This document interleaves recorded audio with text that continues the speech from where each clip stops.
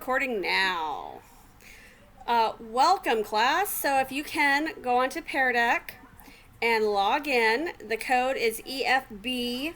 I don't know if it's blocked because of the poll. It says EVBLF. EVBLF. Do I not know my letters as well? I'm going to do great today.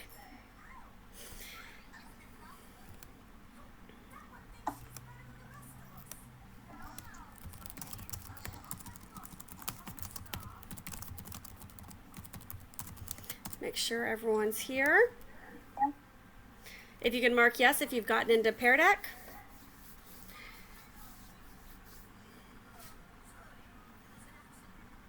And I'll proceed. So you have just finished Chemistry of Life and enzymes, and now we're going to do some connecting knowledge with the digestive system. You are in AP Bio, remember. That's very important.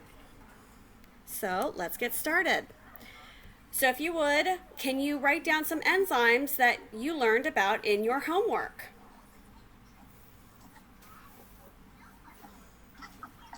If you think about it, you have some pepsin that's in your small intestine, that's in your stomach, just to give a little help in this case.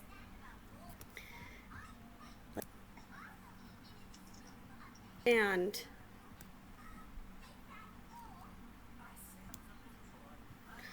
okay. So, let's see any responses. Scary ones, digestive, Pepto-Bismol, Pepsid, close. I'd call it pepsin, but still. We'll keep going. We'll review this. So today we're going to talk about we did our warm-up, we'll do some notes, do a quick little video, do a check-in, Quizlet, and then your assignment, and then your exit ticket. And because we're at Centerville High School and we value our learning targets, you have 2 learning targets today. One, I can state the functions of organs in the digestive system, and one, I can state at least 5 different enzymes and their functions involved in the digestive system. So using the whiteboard, if you would, write down some of the organs that are found in the digestive system. And you can type it or handwrite it.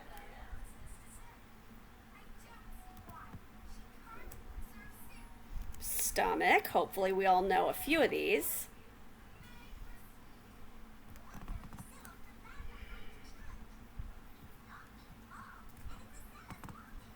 Small intestine, stomach, large intestine, good.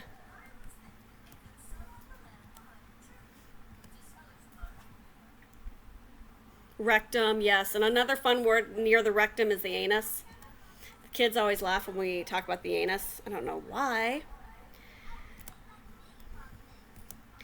So, digestive system has 5 main processes: a mechanical breakdown, secretion, digestion, a chemical breakdown. Of course, if we were in class, we would be talking about more details. You have absorption and ultimately the elimination of the waste. Really quick rundown of the digestive system. Your digestive system is over 20 feet long. You have epithelial tissue, which is skin tissue that lines the facing of the lumen. The lumen is that inside part of the stomach, or that from the stomach, from the small intestine and all the way through. It's where the actual stuff, the food particles are. You can go ahead and read this. Now, accessory glands. These are kind of cool. These are glands that, yes, you need.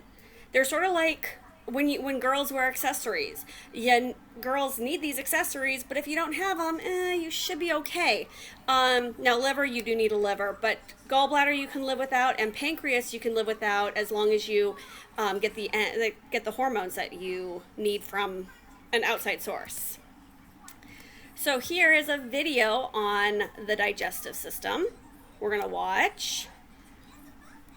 Let's see what the ads are this time. Hey guys, today you're Yay! adapted mind. I'm so excited. You get to learn about math. I'm kidding. I heard really good.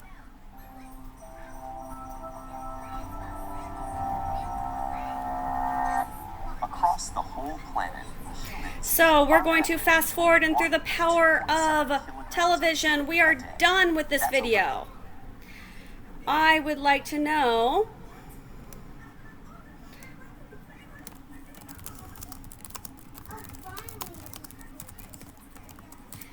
please answer the poll if you actually learned something in that video. And this would be a case where I would actually have you type in a response and tell me something you learned. But obviously, since we don't have time to watch the whole video, we can't. So our digestive system starts with the mouth. Hopefully you know the function of the mouth. You have the esophagus, which is the tube that's connecting the mouth and the stomach. Thank you, Joe. You have the stomach, and that is where starting chemical digestion is. One of the big misconceptions is that the stomach is the area of all digestion, and it's only part of the protein digestion. You have the small intestine, which is made up of the duodenum, jejunum, and the ileum. The duodenum is the area of chemical digestion. Jejunum is the area of absorption of nutrients. And the ileum is sort of like a waiting place to wait to get to the large intestine. The large intestine is also known as the colon. So if you ever hear of someone having a colonoscopy, it's a really fun procedure where they stick a long cord with a camera up the anus, which is the hole that you poop out of, the rectum, which is the area that's holding the poop, and all the way through here to check out if there's any cancerous polyps or any other malformations. Sound fun, huh? So if you would, click on here and tell me what the purpose of the duodenum is. Some people pronounce it duodenum, but I think it sounds a lot more fun to say duodenum. So most nutrient absorption, unfortunately, that is actually the jejunum. It is the area of chemical digestion. Very good. And once again, we get all three answers incorrect. Well, 2 out of 3. What about the purpose of the large intestine?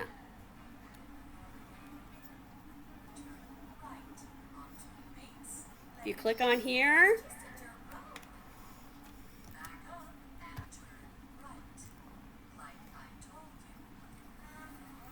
to poops. That sounded like my child answering that question.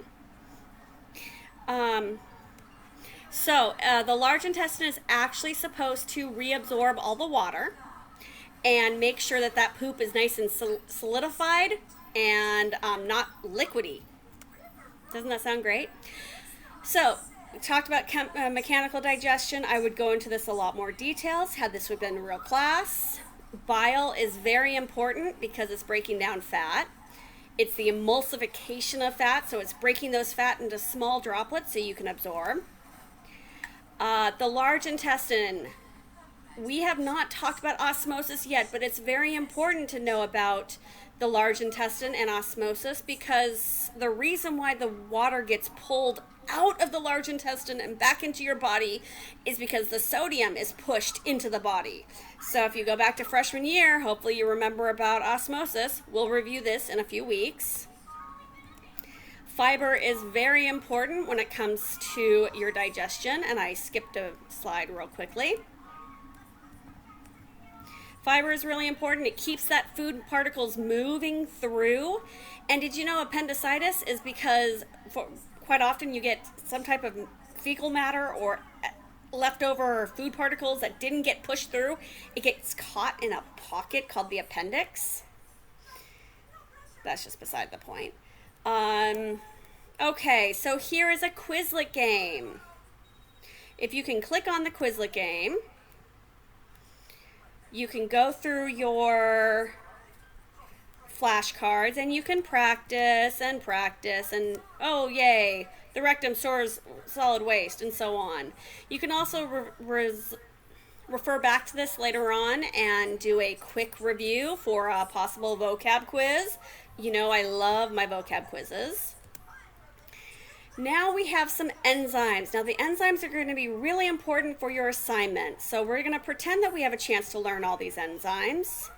You may recognize salivary amylase. Salivary is from your mouth, and that is the liquid that shoots out of your mouth when you eat crackers.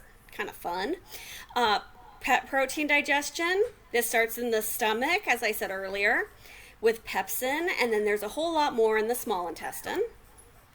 Nucleic acid digestion, fat digestion. Of course, we'd go into this a whole lot more details. Now, a couple of my favorite words in the world, other than plasmodesmata and all those other chiasmatas, all those fun things, is the sphincters.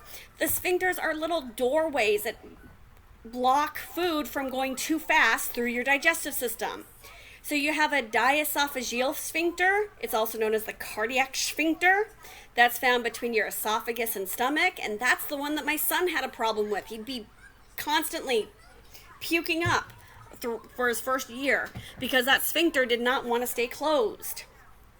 The iliac sphincter is at the bottom of the stomach, and it makes sure that food is going into your small intestine at the right pace. The eocecal valve is at the end of the small intestine. It's right where the appendix is.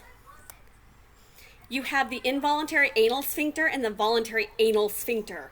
These are a lot of fun to talk about, especially when you're talking about pooping, of course. The involuntary sphincter is the one that says, I think I gotta poop. The voluntary sphincter is, I'm in the bathroom, I can actually poop now.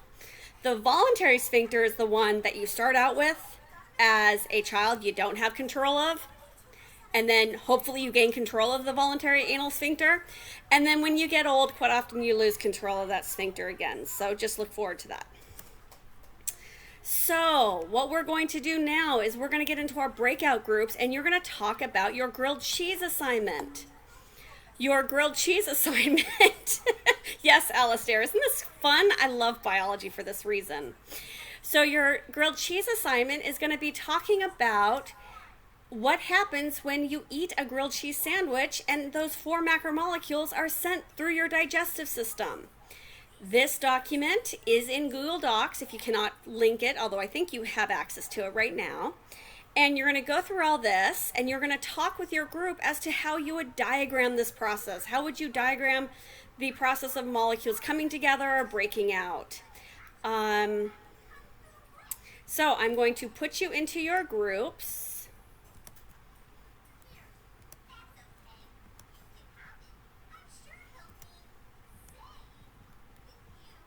And I will check in with you, and it looks like we'll have 2 groups so that you can talk to a partner.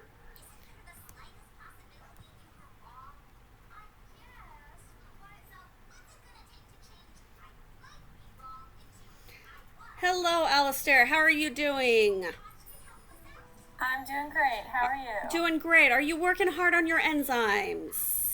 I am. I'm also getting hungry thinking about that grilled cheese. Well, that's good.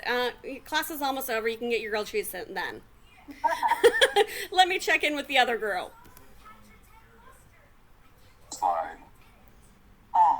And it popped open. Hello, gentlemen.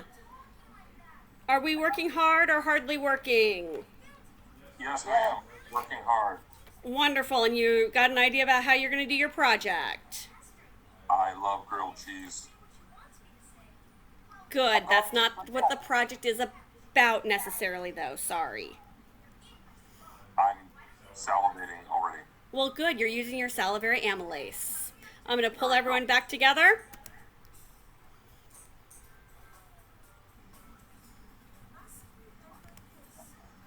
Wonderful. So we're all back together now. And our last thing we need to do before we say goodbye to this wonderful and informative session on poop is your exit ticket. If you can fill this out and give me a thumbs up or a smiley face or what other emoji you want to give me so that I know that you're done.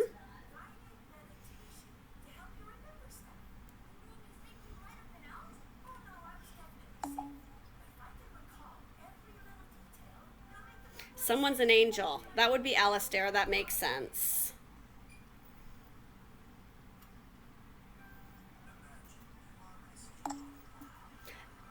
That makes sense too, Mr. Joe.